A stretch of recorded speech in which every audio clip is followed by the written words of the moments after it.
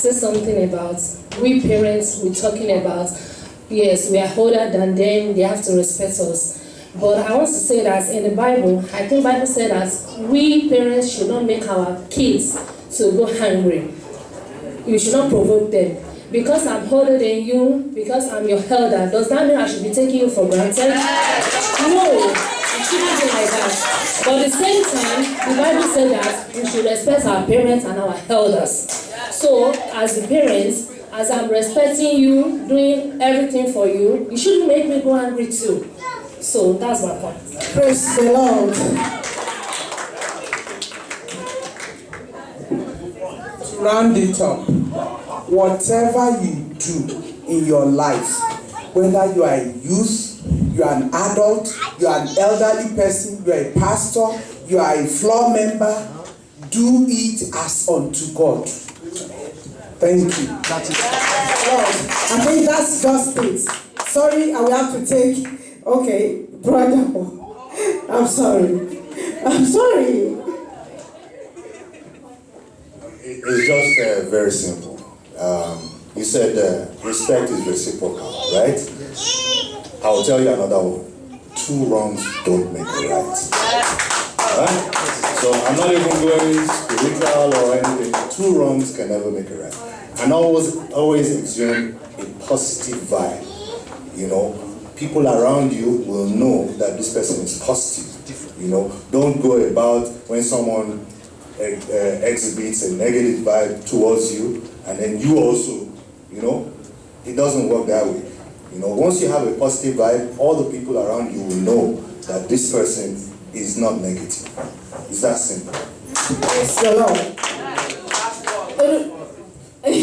Okay, so my family always tells one thing, that like me and my cousin, if we're not studying, if we're not showing my younger cousin the right thing to do, she also is not going to be studying. She's going to be playing around, always being on her phone. And I think that's also applicable to this case. Even as an adult, like you always show up disrespect. Unconsciously, we're gonna rub that off of you, and it's not always something that's what we know, that's what we see you doing. So we're just gonna rub it off and start doing it. Praise the Lord. What she's saying is that if you see maybe your parent is always very rude, it goes automatically, the children always will be a rude child. So let's also be careful as parents. But just like our mommy has said, whatever we do it unto the Lord. Praise the Lord.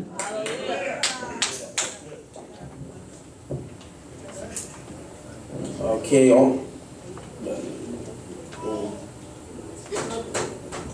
Thank you, Pastor.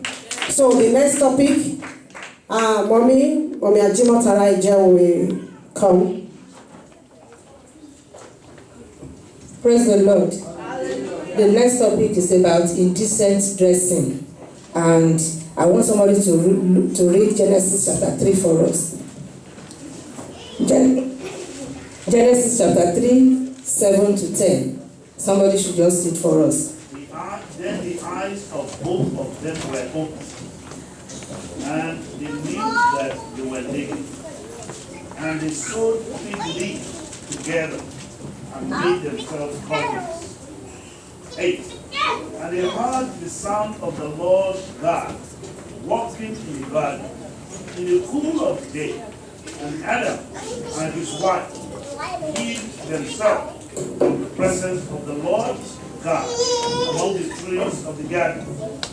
Then the Lord God called to Adam and said to him, "Where are you?"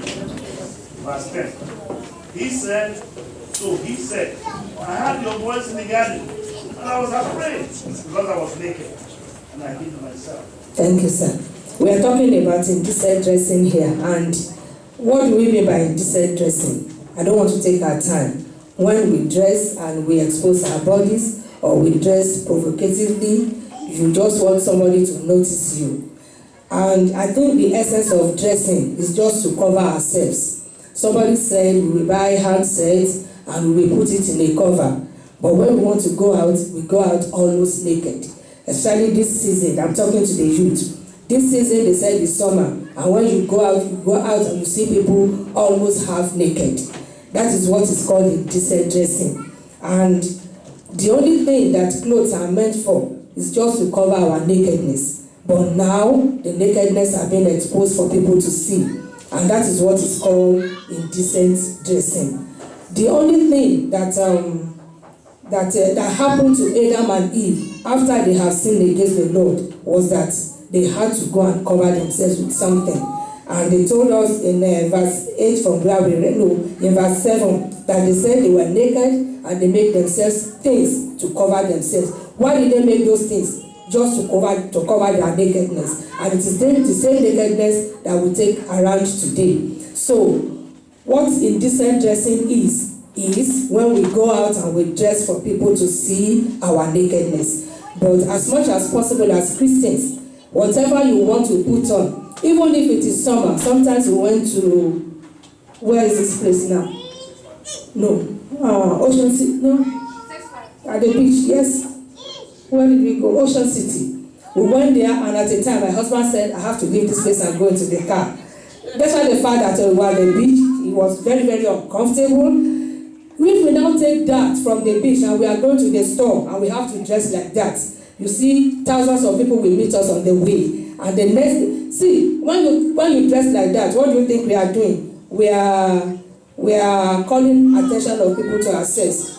And as much as the first thing that will come to our mind, we are look attractive to who? To the opposite sex.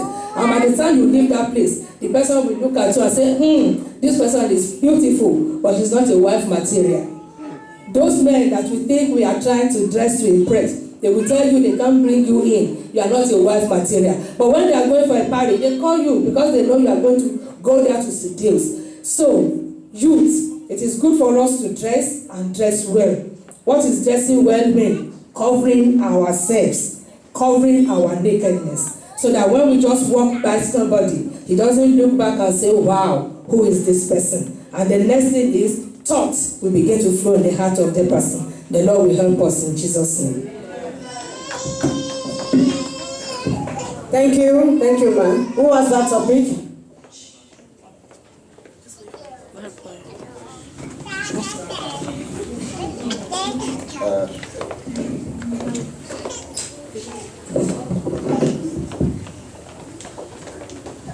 Okay. Why is it that like some people, they have problems with when females have their nails painted? Also, how come that we can't like growing out our hair like that, if you know, high top fade, things like that.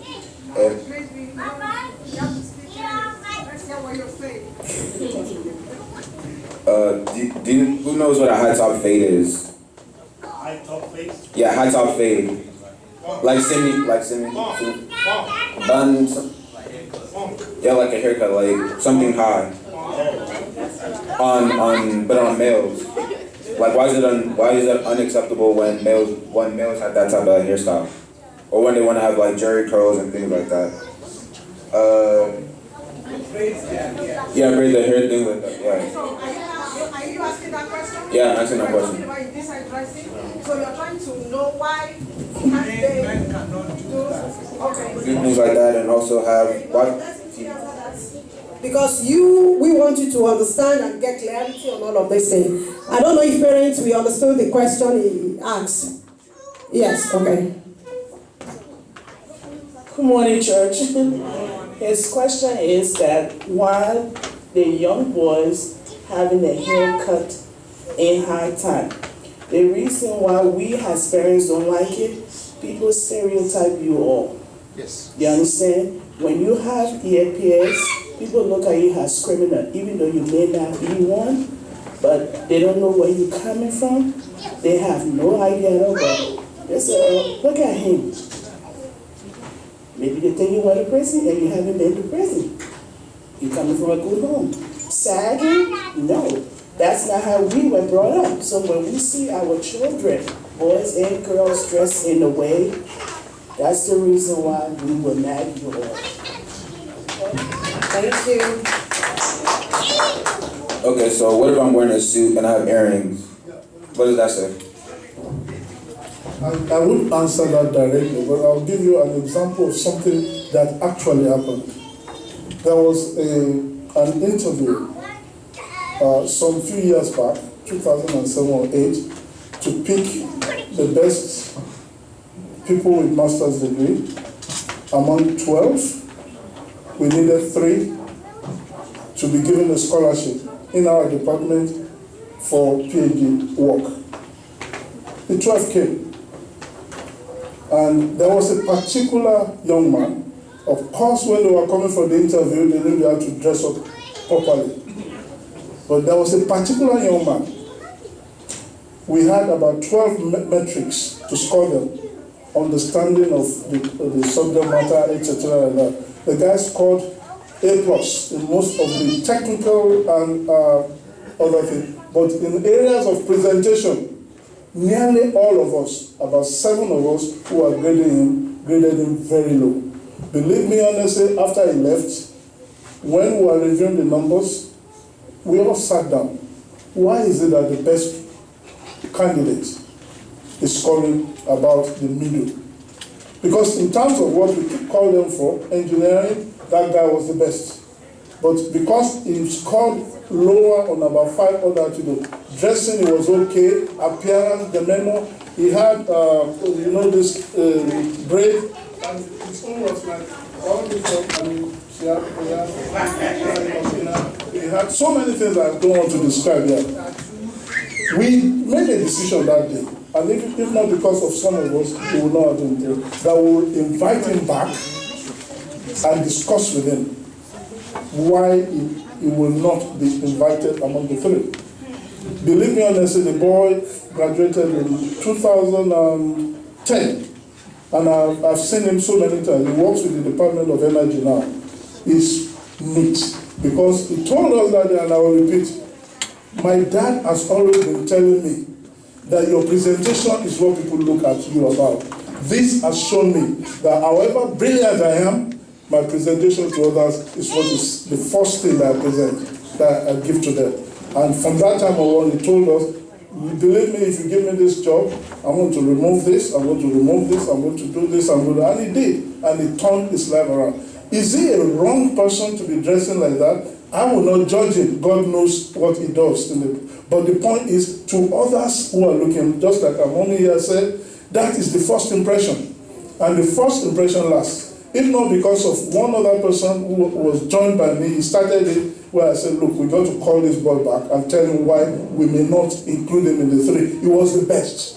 So, my youths, what I'm telling you is, you have the freedom to do whatever you like. But you don't have the freedom to do whatever you like as you like it, because you are a child of God. That is the difference between you and any other youth. You must present yourself as a child of God at all times. Thank you. Do we have any other?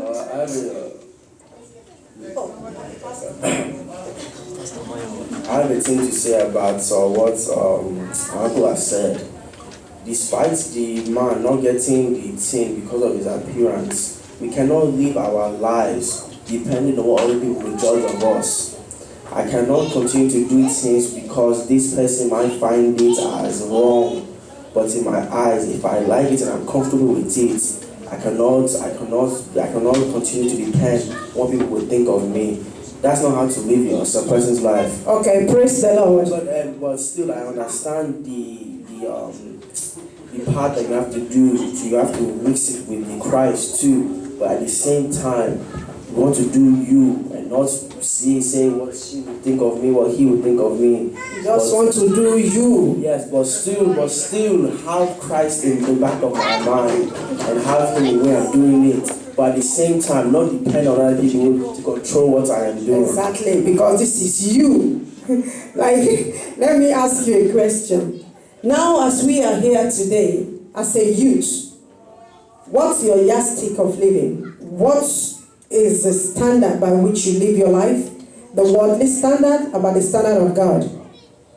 By the standard of God. So that means you can't do you. Yes. You got to do God. Amen. Praise the Lord. But in God's eyes, okay, this is a serious point.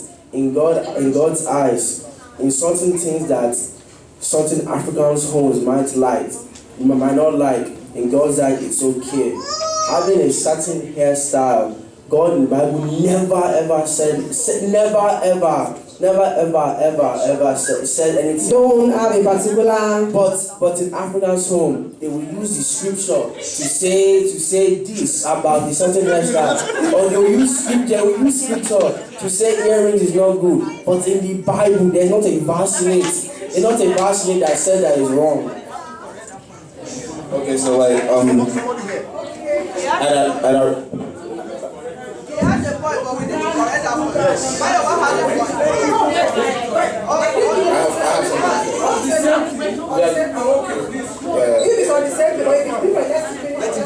Okay, please. I don't know if any parents. Okay.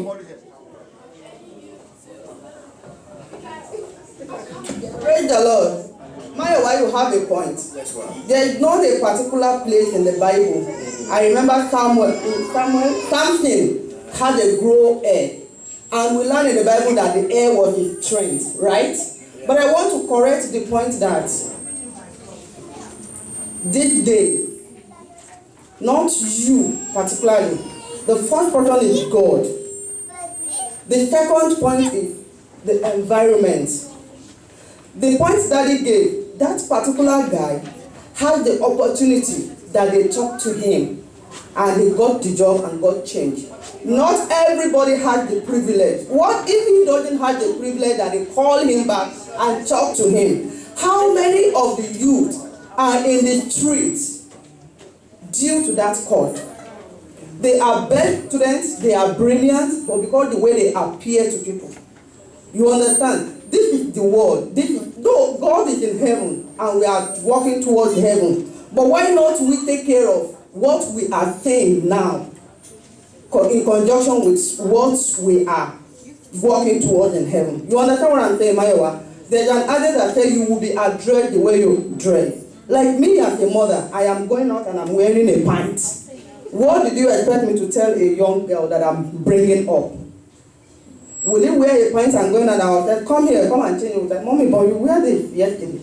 You understand what I'm trying to say? You have a very good point. There's nobody, like, people condemning women wearing trousers. Jesus Christ was on wrapper, as we heard in the Bible. Even we see the pictures that they put everywhere. So it doesn't give us specific dress. But there's something in you that will tell you when you do what is good.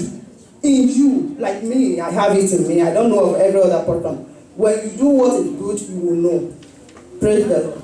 Praise the Lord. I want to say something.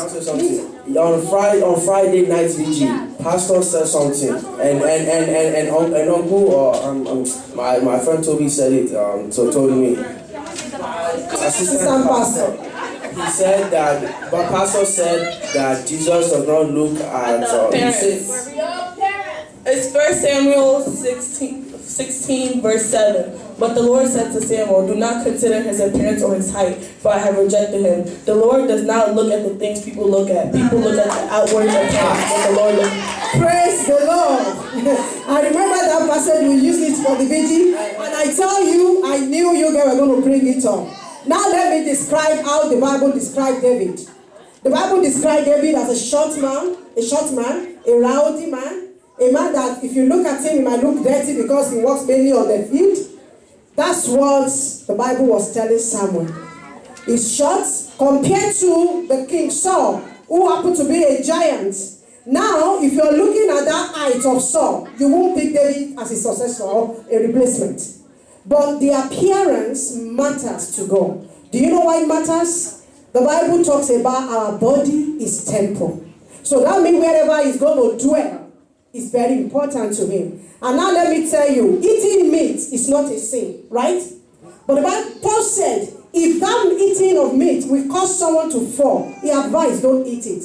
The Bible didn't say eating of meat is a sin, but as a Christian, things that will make people to fall, you don't want to do it. And like when we were discussing in the beginning, they asked me that the Bible does not say you cannot drink. And I said, yes, fine. The Bible didn't say you cannot drink alcohol like that. They will prove to you how it turns water into wine. But I ask a question. If you go out today and you see a man sitting, just within 5 minutes, he has taken 7 bottles of alcoholic drink. Now you are in the church. they want to call the deliverance minister to come out, and the man you just saw 5 minutes ago that took 7 bottles of alcohol is the one that's walking to the pulpit. How would you feel? You feel like, oh, this one is drunk. It's you. That's the first thing that will enter into you. It's not as if we're saying that's a sin, but sometimes what you do that can make others to fall or affect their faith as a Christian. Get something right. We have 2 types of youths. We have the unbeliever youth and we have the believing youth.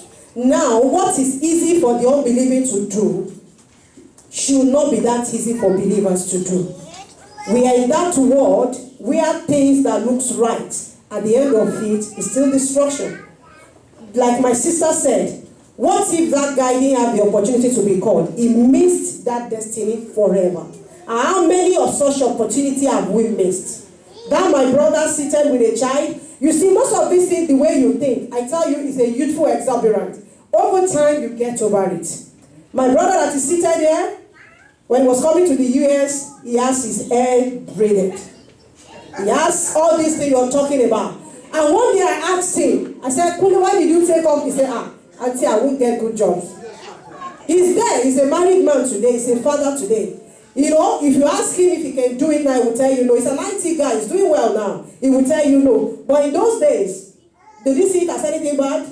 All of these things, the only thing that is permanent that will last is the thing that is of God.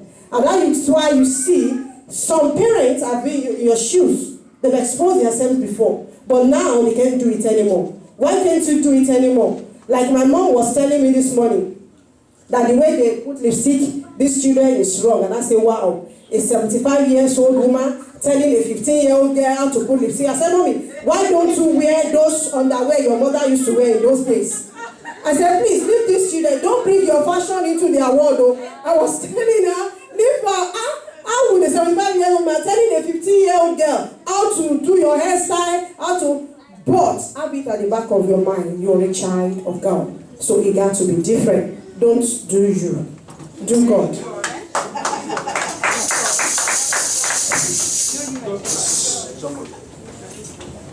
Praise the Lord. Pastor said that in African homes, the youth pastor said in African home, I think he's trying to compare what happens in Africa, especially those things we watch on Ojo thing in the TV. But I want you to know that in a Christian American home or a Christian Black American home, all these things we are talking about, you can't find it there. You can't. You find it where you have, I'm sorry to use this word, akata, where you have there. I know you don't like to hear that. I don't know. Okay. Yes. The Black Americans, when they are not Christians, you can have their children have all this.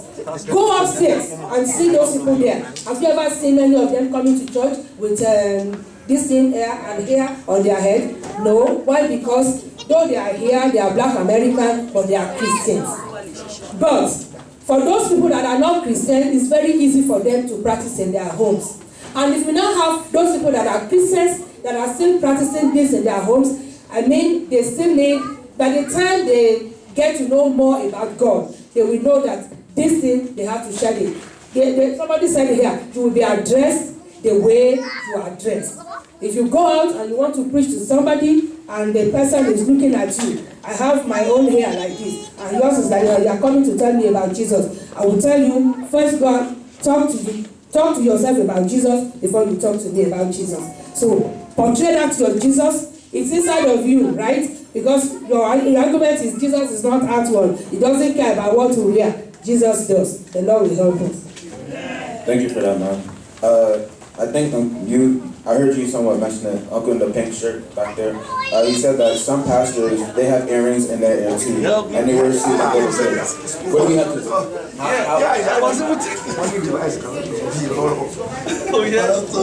do? Praise the Lord. I'm sorry to say, I keep telling people back home that Christianity, the way Christianity is practiced in America, is not according to God's standard. It's not. Because the word of God is the truth, and it was the same yesterday, is the same today, and in another 2,000 years to come, this word will not change. Amen. So when you see pastors with a jerry curl in Nigeria, with earrings, with tattoo, with everything that is worldly, mark it. There are two types of pastors. Pastors that God called, and pastors that called themselves. Two types. And if you think well, even from home, look at them. Those that God called, they will do everything in this book. And I married into the Baptist faith, and there's something they always say that I have not forgotten.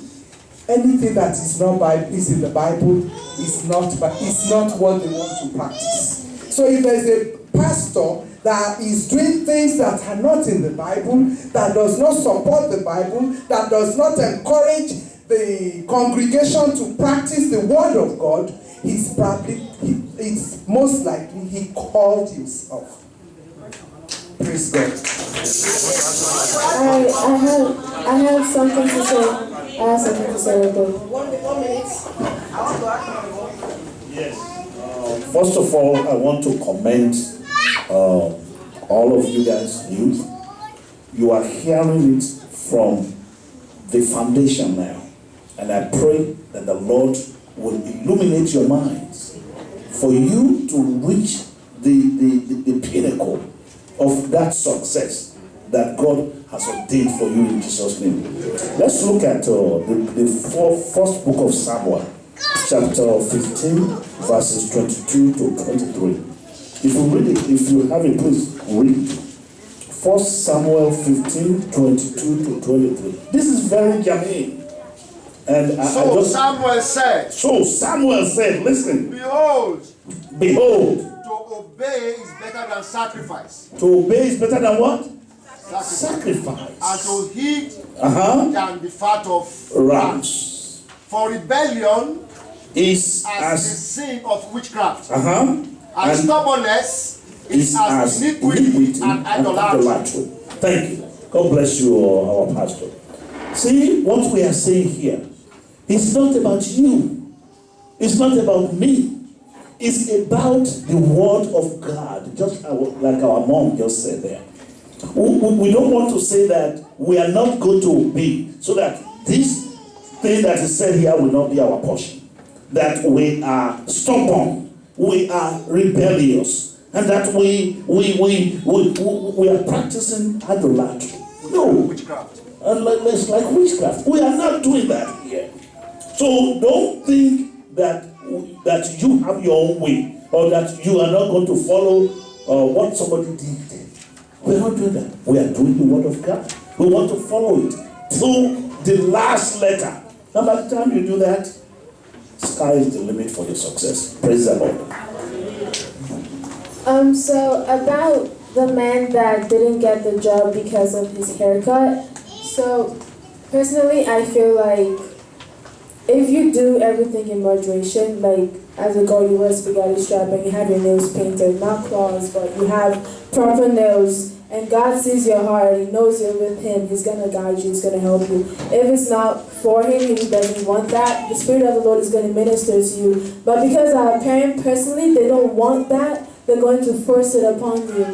And I feel like if they don't want it, they should explain to you why and try to come to an understanding as to why you can do this. More of, no, we're going to change that, you cannot let that end the story.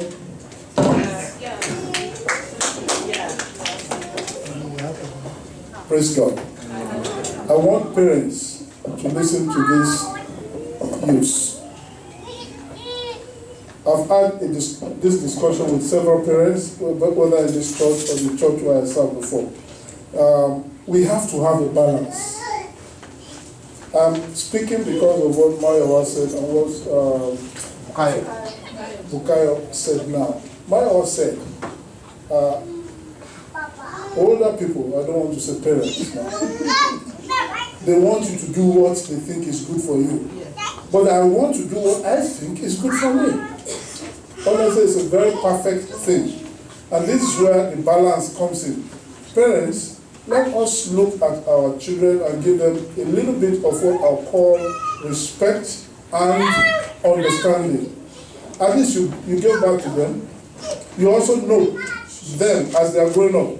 By the time they get to the age like Mayo and Bukayo here, I'm sure you know what they are, who they are, what they can do, and what they cannot do.